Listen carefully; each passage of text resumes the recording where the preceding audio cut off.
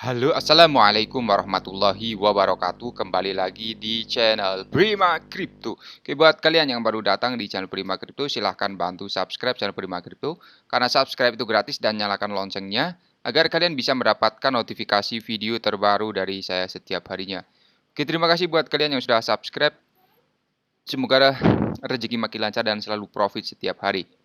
Buat kalian yang belum join di channel Telegram Prima Crypto Official, silahkan join melalui link yang ada di deskripsi di bawah video ini teman-teman ya. Oke, di kesempatan kali ini kita akan mencoba membahas Shiba Inu. Bagaimana kabar kalian, Shiba Army? Semoga dalam keadaan sehat dan cuan everyday. Hari ini untuk Shiba Inu sedikit mengalami penurunan, data dari CoinMarketCap 0,96% dan volume perdagangan mengalami penurunan juga teman-teman di sini 35%. Lalu seperti yang kita lihat untuk candlestick yang di bulan Oktober ini masih dalam penurunan ya teman-teman, berbentuk candle merah seperti yang terjadi pada Bitcoin sideways bearish. Hari ini market belum istimewa ya. Seperti biasa masih lesu. Bitcoin di angka 298 juta, Ethereum 20 jutaan dan BNB 4,2 juta. Tapi untuk global crypto market cap mengalami kenaikan dalam perdagangannya teman-teman 0,47%. Apakah ini akan kembali untuk rally kecil-kecilan lagi, ya kita pantau dulu saja ya teman-teman ya. Dan video ini sekali lagi hanya sedikit sharing berbagi ke teman-teman semua. Segala keputusan untuk berinvestasi ada pada diri kalian sendiri. Gunakan dana dingin, dana bebas dalam melakukan investment. Jadi mengenai Shiba, 395 juta Shiba Inu terbakar dalam 7 hari dan 50 juta dalam 24 jam, 43 juta dalam satu transaksi. Kemudian burning mingguan Shibarium atau Shiba Inu menurun ya. Lebih dari 395 juta Shiba Inu telah dihancurkan dalam seminggu terakhir dan dalam 24 jam terakhir menghancurkan 43,23 juta Shiba dalam satu transaksi yang signifikan. Transaksi untuk burning ini ya sudah diumumkan di akun Twitter Shibburn, situs pelacakan pembakaran yang paling terpercaya, baru-baru ini merilis laporan yang menyatakan bahwa komunitas Shiba Inu telah membakar sekitar 395 juta dolar ya, atau 395 juta Shiba Inu dalam 48 transaksi. Angka baru terbaru menunjukkan peningkatan terbesar 264% selama seminggu terakhir dan minggu lalu komunitas hanya membakar 108 juta Shiba dalam 34 transaksi dan mencatat pembakaran Shiba mingguan terendah sejak peluncuran portal pembakaran.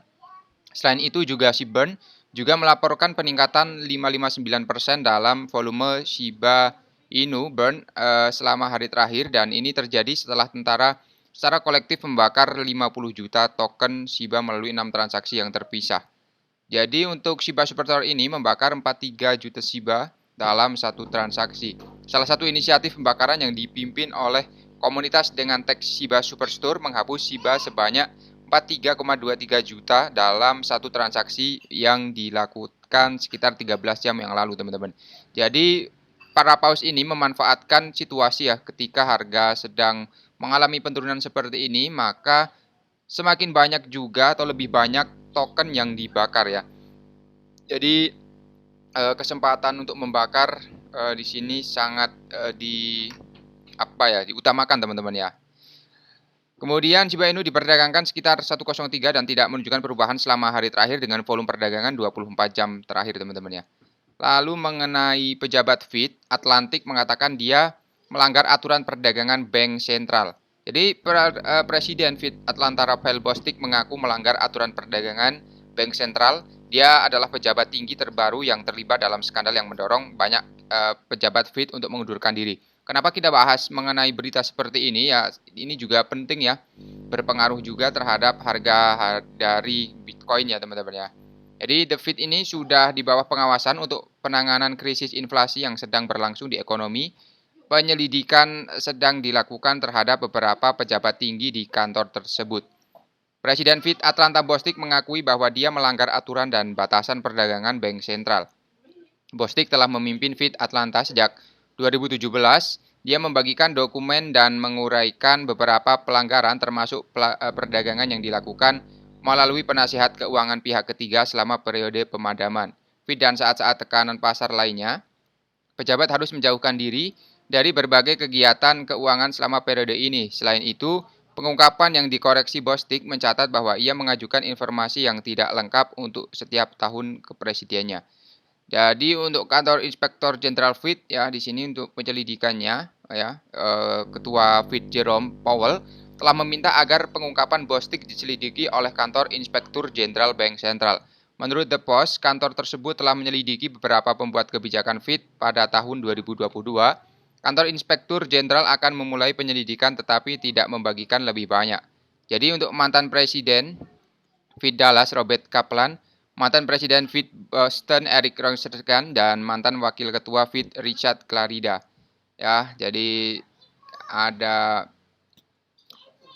waktu ya untuk melakukan penyelidikannya, membutuhkan waktu.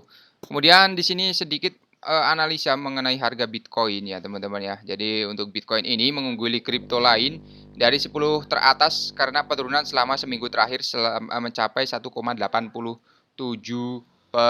ya. Pada grafik per jam, Bitcoin diperdagangkan di tengah saluran sempit yang berarti baik bull maupun bear tidak mengendalikan situasi.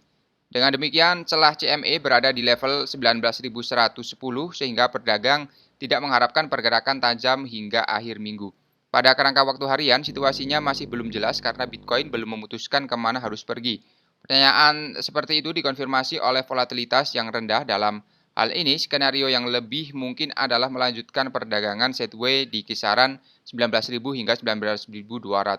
Grafik mingguan juga tidak memberi kita gambaran yang jelas apakah Bitcoin sedang bullish atau bearish ya sekarang ya. Namun harga mungkin telah tetap di atas angka penting 19.000 yang memberikan harapan untuk memungkinkan rebound jangka pendek. Jika itu tidak terjadi, ada kemungkinan untuk melihat pengujian di 20.000 akhir bulan teman-teman ya.